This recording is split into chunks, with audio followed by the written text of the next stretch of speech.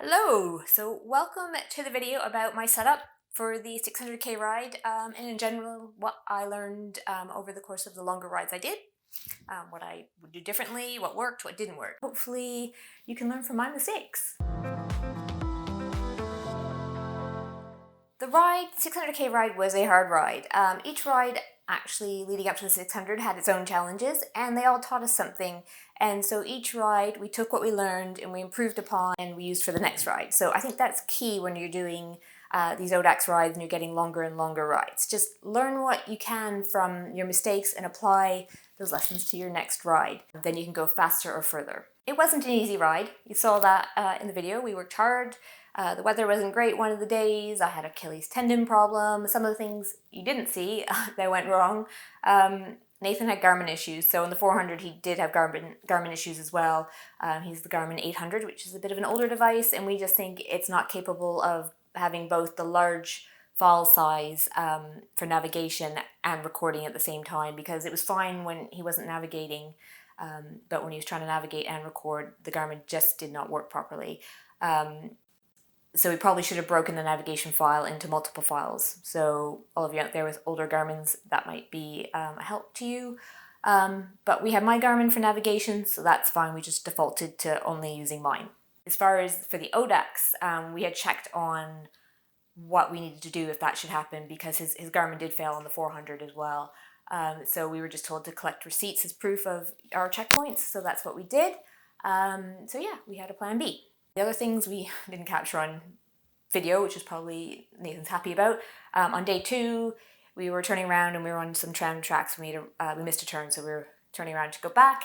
He had one foot unclipped and he just fell over, just I think tiredness. So he banged his knee and he did something to his bike. He didn't fall on the drivetrain side, but somehow, probably knocking the handlebars, he wasn't able to change the front chain ring, so he's stuck in the small, luckily, he's stuck in the small one.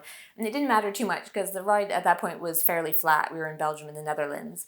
So it wasn't really a big hindrance. It was just a bit of an annoyance. The same, my bike, I couldn't get into my top smallest gear in the back cassette, the biggest ring. So that was a bit annoying, but again, our route was fairly flat, and even with the extra weight on my bike, it wasn't much of a hindrance at all. And then the only thing that happened that I haven't mentioned that was actually quite upsetting was on the way into the town. We were planning on spending the night, about midnight I would say. We were about 45 minutes away. We were going up a small hill and a car came up alongside. The roads were fairly quiet at that point in the night. And the car slowed down alongside Nathan, and I was in the front, so I couldn't see what was happening, but I heard Nathan shouting and swearing, so I knew something wasn't right and something was funny. Just by the car slowing down, I knew something weird was happening. And what turned out, it was a bunch of lads in the car, and the guys were reaching out and trying to push Nathan off his bike. I'm sure his shouting and swearing in English probably didn't help the matter. I'm not sure how the French and English get along these days, but either way, not a cool thing to do, not a fun thing to have happen to you. Obviously, it shook up Nathan, it upset me, and we just kind of had to brush it off and just continue on and get on with things and just get to where we were going. Which is a lot of things when they go wrong, you just have to get to the solution. Don't moan, don't complain, just get on with it, because otherwise you're just wasting precious time that you don't have.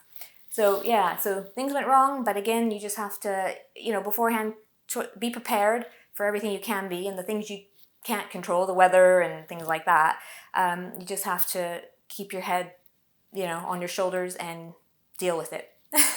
So yeah, those are the things that went wrong. So I think we're pretty lucky, I told you about my strategies in the last video of why we chose the route and why we went to France, and all those strategies paid off. The wind was in our favor.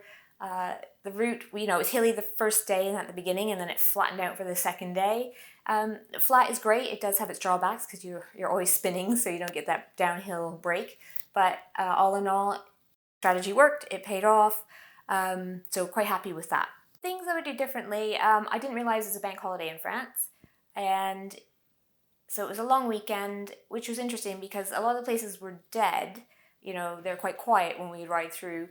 But then we couldn't get accommodation in the town we chose to spend the night. So before we got there, we were about 45 minutes away. We were checking availability and there just wasn't anything. And we kind of had that feeling earlier in the day. We did a quick check.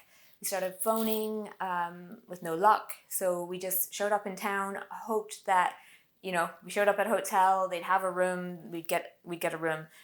We did this we were on our third hotel, and they had no room, so instead of riding around a town we didn't know, we started phoning some more hotels. I started looking up when the train station opened, maybe where churches were, just somewhere we could find shelter, because even if we had a bivvy, we could have probably used a bus stop or something out of town, but it was a major storm and we're on the coast, so there was really strong winds, and at that last hotel we didn't even leave. We were underneath their covering and where their door was, because we didn't even want to leave because it started really raining, it was really windy, like 60-kilometer-hour gusts. It wasn't safe to cycle, basically, so we couldn't even push on and cycle through the night, and we knew it was going to rain all the next morning, so we knew, it wouldn't be that the sun would come out and we could take a nap in a park somewhere.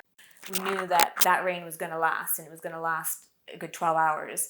So, yeah, maybe I might bring a bivvy next time, but I don't know. It's the thing about touring that I really loved. I loved that I had my house with me all the time. I had my tent, I had my sleeping bag or bivvy. And in this case, we were in a town with a fair number of hotels, and we didn't foresee it being a bank holiday and then the hotels literally all being sold out. Thankfully for us, the girl saw us out there and came to our rescue. Somebody didn't show up for a room, and she thought it was a pretty safe bet to give that room to us. Maybe she had a couple of other rooms to fall back on, but thankfully she took pity on us and let us have a room.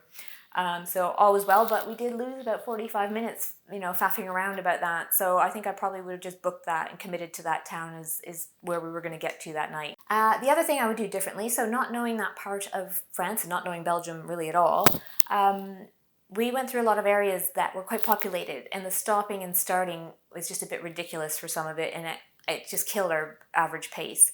So I would avoid those towns, avoid those populated areas unless it was later at night.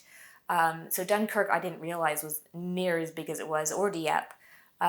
So I probably would have avoided those two going into them, majorly populated areas. And then in Belgium we came across, places you've never heard that had just mile after mile of beachfront condos that were like 12, 13 stories high. It looked like surfer's paradise in Australia to me. I'd never heard of these places.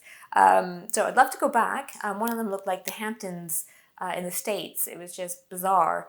So yeah, I would love to go back and explore these places, but when you're trying to get decent speeds, riding through them is utterly painful because you just see your average speeds just dropping, and when your Achilles tendon is hurting and stopping and starting is the last thing you want to do, yeah, it kind of worked against us a lot, so we had a lot of time to make up because of that. So yeah, those are the two things I would change, and one of them I'm not even sure I would change. I would just maybe check if there's a bank holiday next time.